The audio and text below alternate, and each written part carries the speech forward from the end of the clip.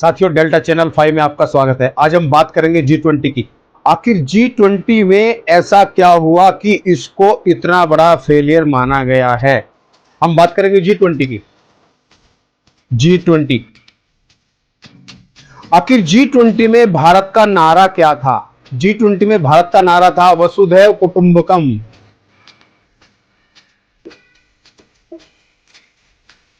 वसुधैव कुटुंबकम।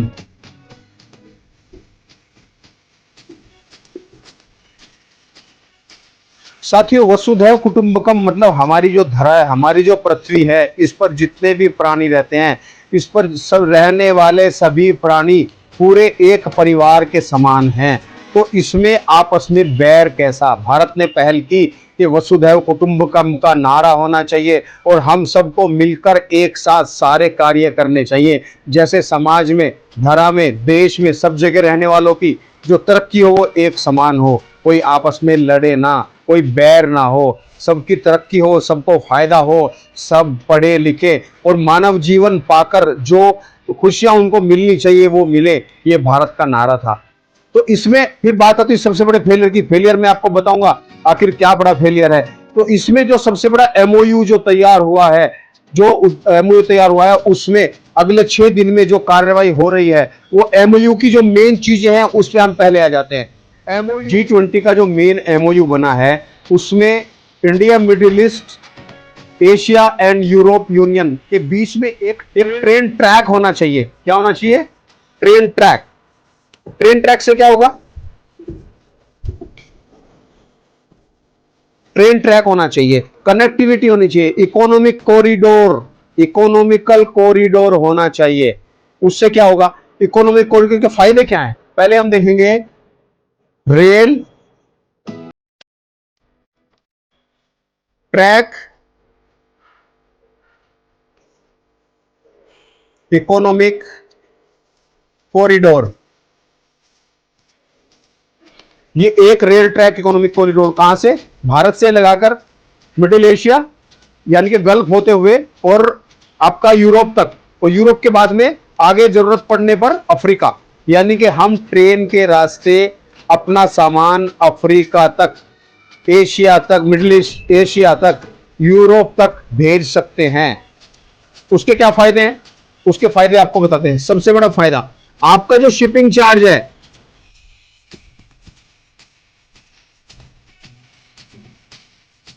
Shipping charge आपका कम लगेगा, क्योंकि आप एयरवेज और सी के रास्ते जो आपका सामान जाता है उसका रख रखाव और उसका शिप में अगर आप देखें समुद्र के रास्ते जो सामान जाता है उसका रख रखाव, प्रिजर्वेशन, बहुत उसकी बहुत वैल्यू लगती है और उसमें समय भी लगता है। तो शिपिंग चार्ज आपका कम हो गया। दूसरा क्या हो गया? ट्रांसपेरेंसी। कौन सी ट्रांसपेरेंसी? आपका शिपिंग की ट्रांसपेरेंसी। जैसे अभी आपका एयरवे से शिपिंग की ट्रांसपेरेंसी मिलती है, लेकिन जो समुद्र के रास्ते जो सामान जाता है, सपोज 3 मंथ्स आपका शिप सी में ट्रेवल करता है, समुद्र में जाता है, तो 3 महीने आपको उतनी ट्रांसपेरेंसी नहीं मिल पाती। ये रहता है कि हाँ, आपका जो मटेरियल है वो शिप हो गया है और शिप के अंदर वो अभी जा रहा है, सिर्फ ये मिलता है। आपको एग्जैक्ट वैल्यू नहीं मिलेगी, मिलेगी भी तो अप्रोक्सीमेट मिलेगी। तो आपका जो सामान है उस कहां पर है उसकी ट्रांसपेरेंसी आपको क्लियर रहेगी। तीसरा क्या रहेगा? कनेक्टिविटी। आपको एक देश से दूसरे देश के बीच में कनेक्टिविटी अच्छी मिलेगी। चौथा क्या है? एम्प्लॉयमेंट।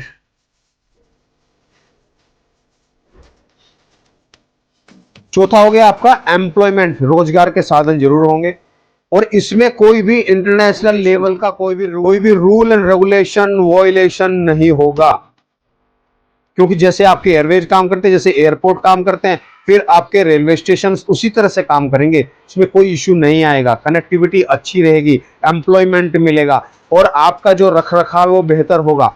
और इसमें एक दूसरे और इसकी सबसे बड़ी बात क्या है? इसकी सबसे बड़ी बात मैं आपको बताने वाला हूं, जो एक बहुत बड़ा इसका बड़ा पॉजिटिव पॉइंट है। वो पॉजिटिव पॉइंट क्या है? सबसे बड़ा, the biggest positive point, biggest positive point,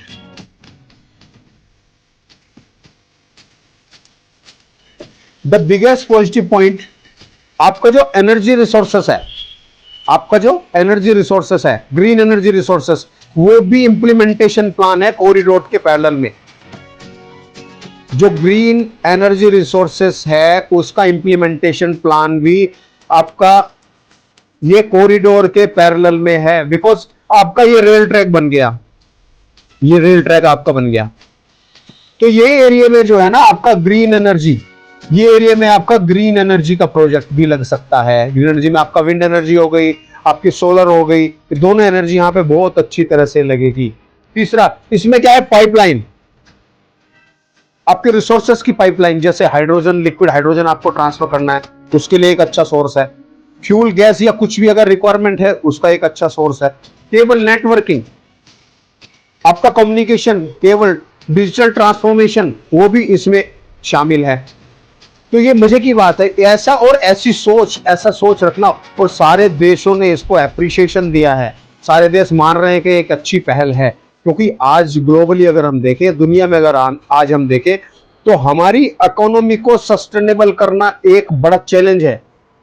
हम आगे बढ़ रहे हैं, पहुंच रहे हैं, सब कुछ हो रहा है, सब हो रहा है, लेकिन उसको सस्टेनेबिलिटी कैसे आएगी?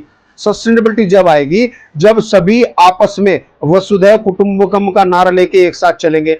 अगर एक भाई को थोड़ा डाउन होता है तो दूसरा भाई उसको ऊपर उठाएगा। तो ये सारी चीजों को सोचते हुए ये सब प्लान किया गया है कम से कम। और ये आएगा कहां से? एक हम बड़ी बात बताते हैं, देखो इसका मैं अभी आपको एक रूट बताता हूं कैसे आएगा ये। देखिए ये हमारा भारतवर्ष, ये हमारा भारतवर्ष है, ये श्रीलंका जी है यहाँ पे। यहां से ये आपका गल्फ शुरू हो जाता है, गल्फ के बाद में आपका ये यूरोप शुरू हो जाता है, उसके बाद में आपका ये अफ्रीका आ जाता है, ये ऐसे हो जाता है। तो कहां से? ये सीधा यहां से आएगा गल्फ में, गल्फ के अंदर होते हुए मिडिल ईस्ट जो है आपका, ये गल्फ से सारा होते हुए यहां से सीधा यूरोप, और यूरोप से होते हुए ये आएगा आपका अफ्रीका।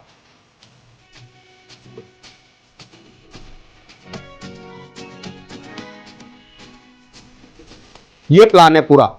अफ्रीका में रेल ट्रैक से जाएगा ये, कोई भी आपका मटेरियल, बेसिकली गुड ट्रांसपोर्टेशन। और अगर भविष्य में जरूरत पड़ी, अगर इसमें देखेंगे कि पैसेंजर्स का कोई इशू नहीं है, कोई इशू नहीं है उसमें भी। दूसरा, अभी फिर बात आती है कि तो बिगेस्ट फेलियर क्या है, जब इसके इतने सारे पॉइंट्स हैं।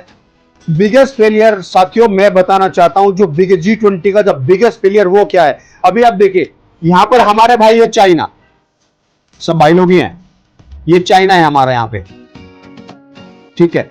चाइना की प्लानिंग क्या थी? चाइना ने 2019 में बेल्ट एंड रोड इनिशिएटिव शुरू किया था। उसका प्लानिंग क्या था? उसका प्लानिंग क्या था, यहां से चाइना यहां से चलेगा, पाकिस्तान से कहीं से इधर से होते हुए, अफगानिस्तान से होते हुए ये गल्फ में जाएगा, और गल्फ में जाते हुए ये अफ्रीका में आएगा। चाइना का ऐसा अपना प्रोजेक्ट। लेकिन अभी बोलेंगे चाइना को क्या प्रॉब्लम है इसमें? अगर ये इंडिया का कॉरिडोर बन रहा है, इंडिया इकोनॉमिकल कॉरिडोर बन रहा है, चाइना को क्या प्रॉब्लम है? सभी इंडिया G20 देशों की सहमति से प्रोजेक्ट को आगे बढ़ाया जा रहा है, जिसमें सारे देश इसमें अपना अपना पार्टिसिपेशन देंगे। इंडिया यहाँ पे अपनी हेल्प करेगा, उसके बाद में आपका गल्फ में यहाँ हेल्प होगी, उसके बाद में यूरोप में ये हेल्प करेंगे, अफ्रीका में ये हेल्प करेंगे। चाइना में क्या है? चाइना ये प्रोजेक्ट को पूरा बनाना चाहता है। चाइना इस प्रोजेक्ट को पूरा बनाना चाहता है कि पूरा मैं ही बनाऊंगा। वो क्या करेगा? यहाँ पे भी टोल लेगा, यहाँ पे कस्टम लेगा, यहाँ पर कस्टम लेगा, यहाँ पर कस्टम लेगा, यहाँ पर कस्टम लेगा। फिर उसका एनर्जी प्रोजेक्ट, वो एनर्जी प्रोजेक्ट को पूरा लेना चाहता है। वो टेलीकम्युनिकेशन का जो प्रोजेक्ट लेगा, उसका जो फायदा होगा उसको पूरा लेना चाहता है। तो ये पूरा फायदा ग्रीन एनर्जी का, पूरा फायदा चाइना अपने आप लेना चाहता था, और उसने किसी से ये सब मिलकर शेयर नहीं किया। वो इसमें पूरा अकेला काम कर रहा है। तो इसको एक बड़ा झटका है, ये चाइना के लिए बहुत बड़ा फेलियर है। G20 समिट चाइना के लिए बहुत बड़ा फेलियर है। Thank you.